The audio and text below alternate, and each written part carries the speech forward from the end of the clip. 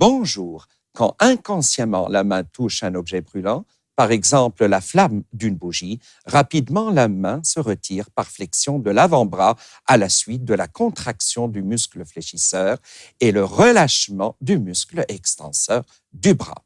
Cette réaction motrice de type réflexe inné fait intervenir différents types de neurones qui sont des neurones sensitifs, des neurones d'association et des neurones moteurs. Qu'ils soient sensitifs, d'association ou moteurs, le neurone a une spécificité qui vient de sa particularité à modifier l'état électrique de repos de sa membrane pour donner naissance à un potentiel d'action, le conduire et transmettre une information à une autre cellule, un neurone par exemple, après activation d'une zone de jonction qui est la synapse.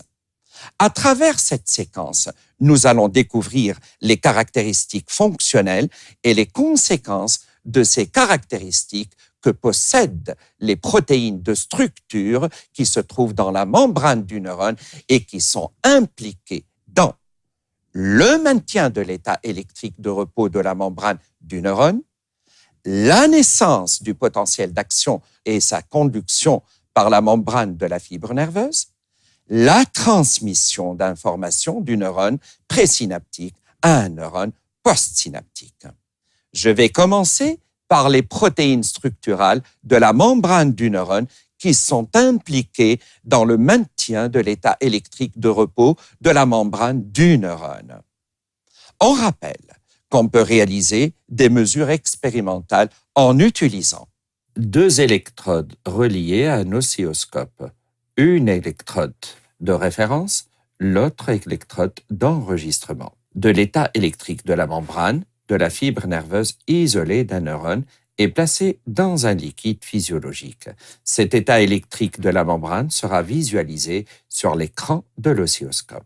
Au début, les 2 électrodes sont placées à la surface de la membrane de la fibre nerveuse. On enregistre une DDP égale à 0 mV, ce qui montre que le liquide extracellulaire est isopotentiel. Mais dès qu'on introduit l'électrode d'enregistrement à l'intérieur de la fibre, on enregistre une DDP de moins 70 mV. Cela montre le milieu intracellulaire est plus électronégatif que le milieu extracellulaire. Cette tension électrique entre les 2 faces de la membrane est appelée potentiel de membrane ou potentiel transmembranaire ou potentiel de repos. Donc, la membrane du neurone est chargée négativement sur sa face interne et positivement sur sa face externe. Elle est polarisée. Ce potentiel de repos s'explique par la répartition inégale des ions Na+ et K+ de part et d'autre de la membrane du neurone. En effet, il existe un gradient de concentration pour le Na+ et le K+. Le Na+ est plus concentré dans le milieu extracellulaire et le K+ est plus concentré dans le milieu intracellulaire. Les ions Na+ ont tendance à passer du milieu intracellulaire le moins concentré à travers des canaux protéiques de la membrane du neurone appelés canaux de fuite qui présentent 2 caractéristiques. Ils sont ouverts en permanence et ils sont spécifiques aux ions Na+. Les ions K+ ont tendance à quitter le milieu intracellulaire le plus concentré à travers aussi des canaux protéiques de la membrane du neurone qui sont aussi des canaux de fuite et qui ont aussi 2 caractéristiques. Ils sont ouverts en permanence et ils sont spécifiques aux ions K+. Les passages des ions Na+ et K+ par les canaux de fuite ont tendance à équilibrer les concentrations des 2 ions entre les milieux intracellulaires et extracellulaires. Or, la membrane dispose d'une autre protéine de structure, la pompe Na+K+. Il s'agit d'une enzyme ATPase capable de décomposer l'ATP en ADP plus PI et d'utiliser l'énergie libérée de cette décomposition pour faire sortir 3 Na+ et ramener à l'intérieur 2 K+ par molécule d'ATP consommée. Elle permet ainsi le maintien du gradient de concentration des ions Na+ et K+ de part et d'autre de la membrane du neurone. Ainsi, les protéines de la membrane du neurone qui sont impliqués dans le maintien de l'état électrique de repos de la membrane du neurone sont les canaux de fuite ANA+, les canaux de fuite AK+, et enfin la pompe NA+K+. Ces protéines présentent les caractéristiques suivantes. Pour les canaux de fuite et ceux de K+, ils sont spécifiques aux ions et ouverts en permanence. Pour la pompe NA+K+, il s'agit d'une enzyme ATPase transporteuse d'ions Na+ et K+.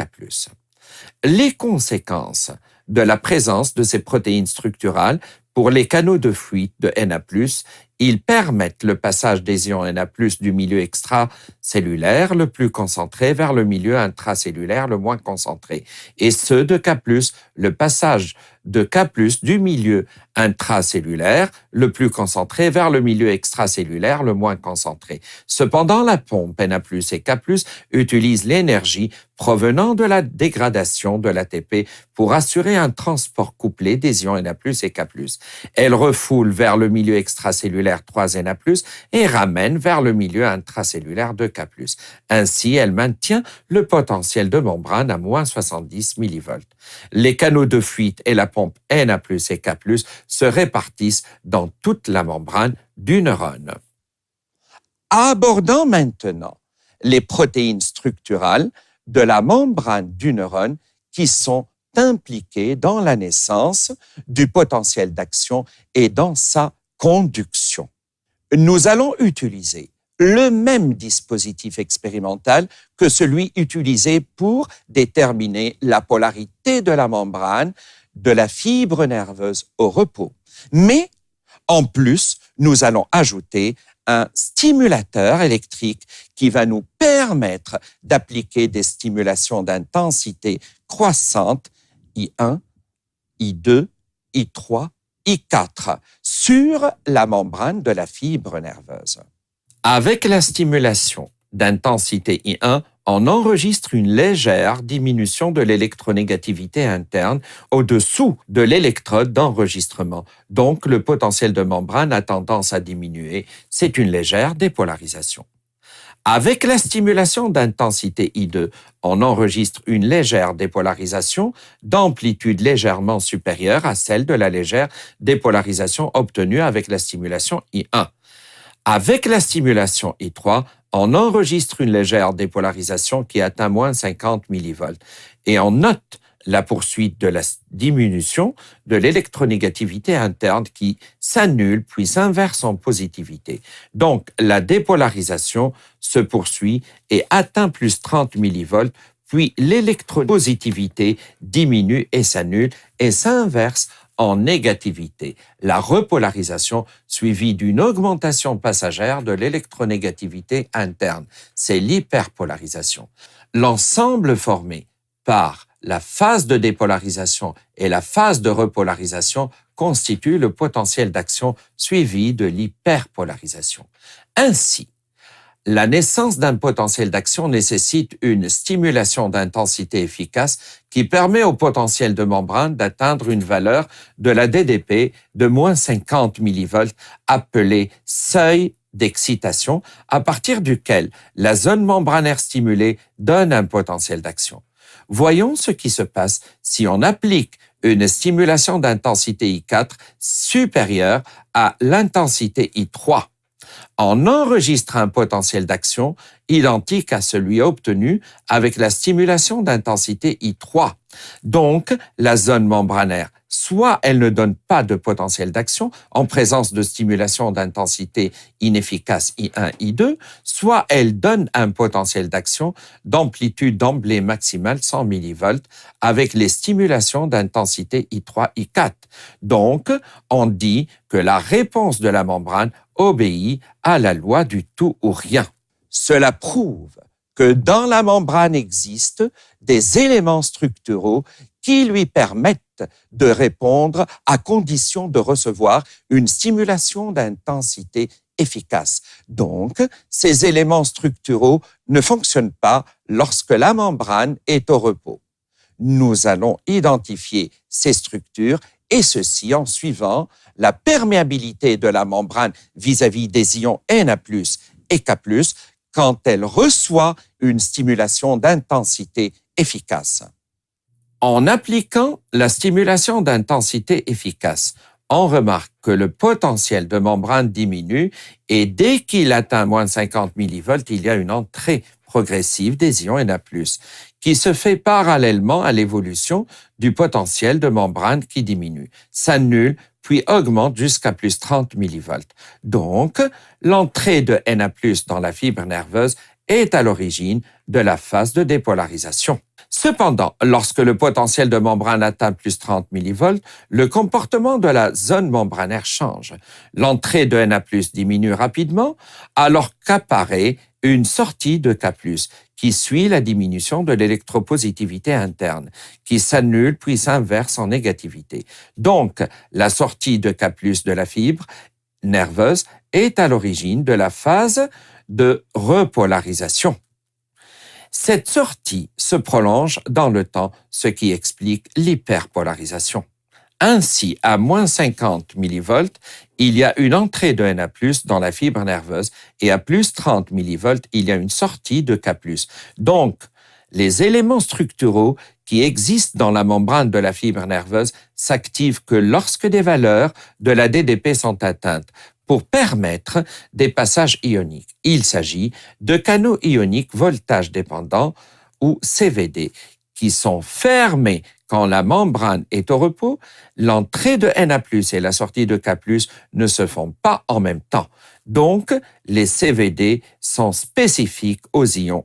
À moins 50 millivolts, les CVD à Na+ s'ouvrent pour permettre le passage des ions Na+, du milieu extracellulaire le plus concentré vers le milieu intracellulaire le moins concentré. Cette entrée de Na+, dépolarise la zone membranaire et lorsque la DDP atteint plus 30 millivolts, les CVD à Na+ se referment et ceux de K+ s'ouvrent pour permettre le passage des ions K+ du milieu intracellulaire le plus concentré vers le milieu extracellulaire le moins concentré. Cette sortie de K+ repolarise la zone membranaire et l'hyperpolarise légèrement. Les CVD à K+ se ferment lorsque le gradient de concentration de Na+ et de K+ de part et d'autre de la membrane est rétabli par la pompe Na+, K+.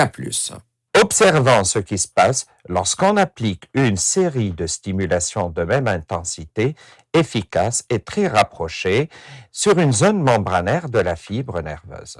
L'application d'une série de stimulations très rapprochées et de même intensité efficace montre que seulement la première stimulation et la dernière stimulation ont donné un potentiel d'action. Donc, une stimulation d'intensité efficace appliquée à la membrane quand elle est active n'est pas suivie de réponse, puisque la membrane, quand elle est sous potentiel d'action, ne répond à aucune stimulation.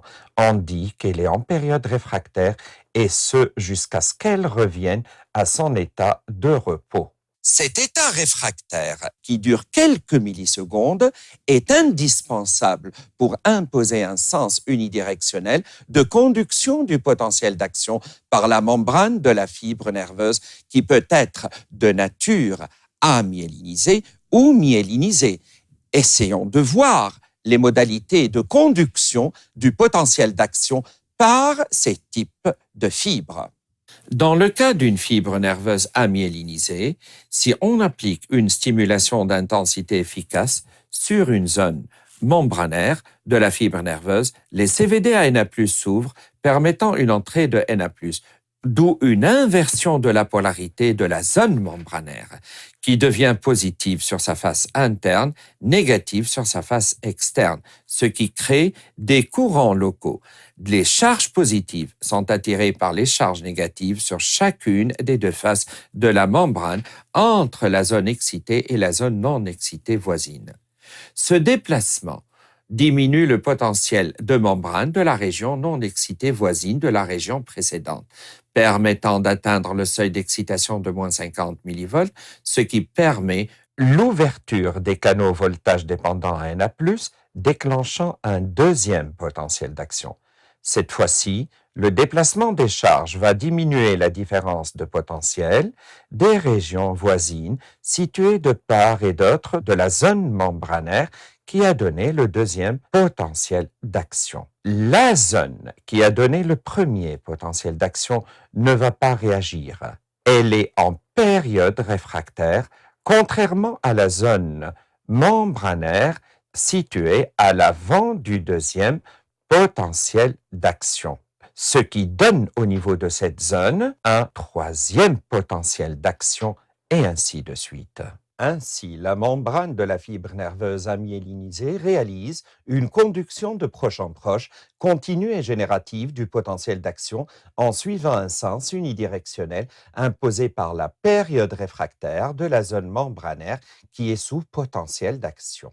Pour la fibre myélinisée, la myéline est un isolant électrique et les canaux voltage dépendants sont localisés uniquement dans les zones membranaires dépourvues de gaines de myéline, celles des nœuds de Ranvier. Une stimulation d'intensité efficace appliquée sur la membrane du premier nœud de Ranvier donne naissance à un potentiel d'action et parallèlement, il y a apparition de courants locaux qui s'établissent entre le premier nœud de Ranvier et le nœud de Ranvier suivant, donnant naissance à un nouveau potentiel d'action au nœud suivant, alors que le premier disparaît. Et la membrane du premier nœud de Ranvier donc entre dans un état réfractaire, et ainsi de suite. Donc, la membrane de la fibre nerveuse myélinisée réalise une conduction saltatoire du potentiel d'action qui suit le sens unidirectionnel imposé par la période réfractaire de la zone membranaire qui est sous potentiel d'action. Les protéines structurales de la membrane du neurone qui sont impliquées dans la naissance du potentiel d'action et dans sa conduction par la membrane de la fibre nerveuse. Les canaux voltage dépendants ANA+, et les canaux voltage dépendants AK+, qui présentent les caractéristiques suivantes. Au repos, ils sont fermés. Pour s'ouvrir, il faut des conditions. Il faut que le potentiel de membrane atteint moins 50 mV pour activer les CVD ANA+. Et lorsque le potentiel de membrane atteint plus 30 mV pour activer les CVD AK+. Pour se fermer, il faut aussi des conditions. Il faut que le potentiel de membrane atteint plus 30 mV pour fermer les CVD ANA+.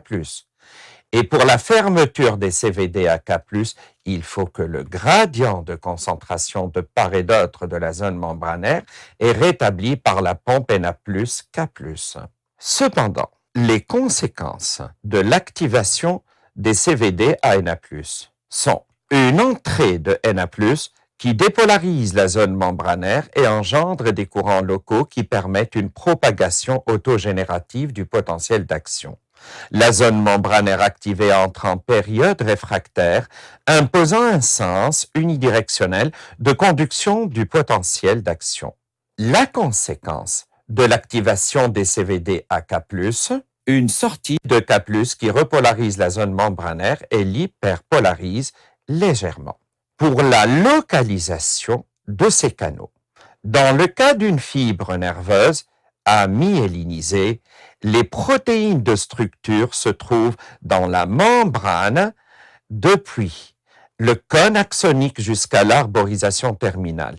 Et pour la fibre myélinisée, dans la membrane du cône axonique, dans les portions de membrane des nœuds de Ranvier et dans l'arborisation terminale.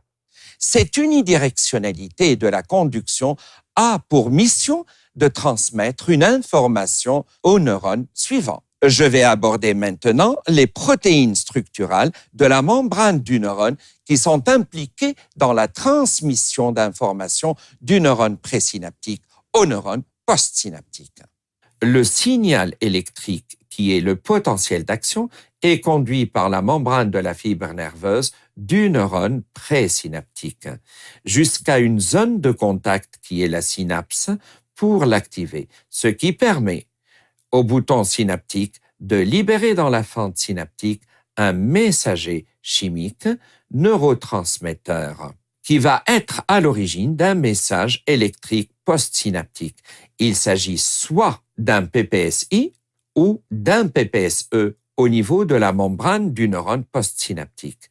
Ainsi, pour qu'il y ait un transfert d'informations, il faut que le signal électrique change d'état et devient chimique, puis il redevient électrique. Ces transformations d'état nécessitent l'activation de protéines structurales qui se trouvent d'une part dans la membrane présynaptique et d'autre part dans la membrane postsynaptique que nous allons découvrir à travers le fonctionnement d'une synapse. En effet, le potentiel d'action arrive au bouton synaptique qui renferme les vésicules synaptiques contenant le neurotransmetteur. Il déclenche l'ouverture des canaux CA2+, voltage dépendant, de la membrane présynaptique, ce qui permet une entrée de CA2+, dans le bouton synaptique, qui engendre l'exocytose des vésicules synaptiques, libérant le neurotransmetteur dans la fente synaptique.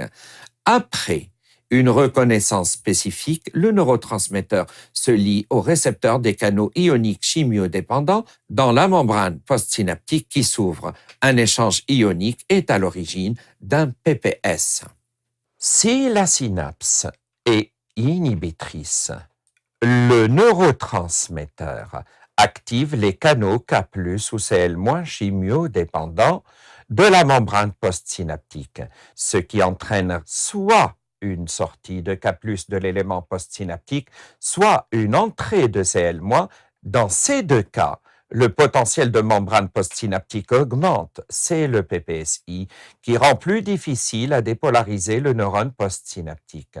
Si la synapse est excitatrice, le neurotransmetteur active les canaux Na+ chimiodépendants de la membrane postsynaptique, ce qui entraîne une entrée de Na+ dans l'élément postsynaptique, ce qui diminue le potentiel de membrane postsynaptique. C'est le PPSE qui rend plus facile à dépolariser le neurone postsynaptique. Ainsi, les protéines structurales de la membrane du neurone qui sont impliquées dans la transmission d'informations du neurone présynaptique au neurone postsynaptique sont les CVD-ACA2+, et les CICD qui présentent les caractéristiques suivantes.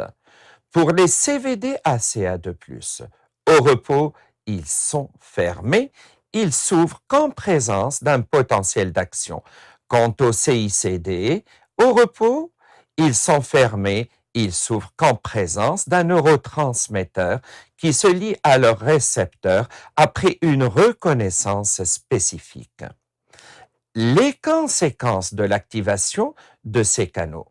Pour les CVD-ACA2+, une entrée de CA2+ dans le bouton synaptique qui va déclencher l'exocytose des vésicules synaptiques, libérant dans la fente synaptique le neurotransmetteur.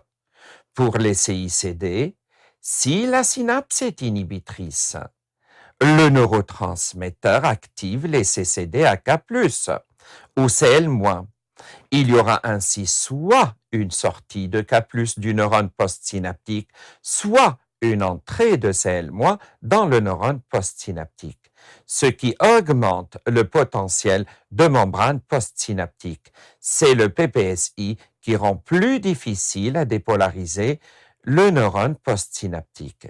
Si la synapse est excitatrice, le neurotransmetteur active les CCD-ANA+, il y aura une entrée de Na+ dans le neurone postsynaptique, ce qui diminue le potentiel de membrane postsynaptique. C'est le PPSE qui rend plus difficile à dépolariser le neurone postsynaptique.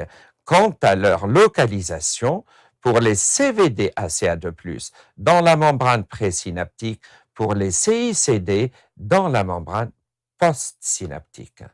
Merci de votre attention.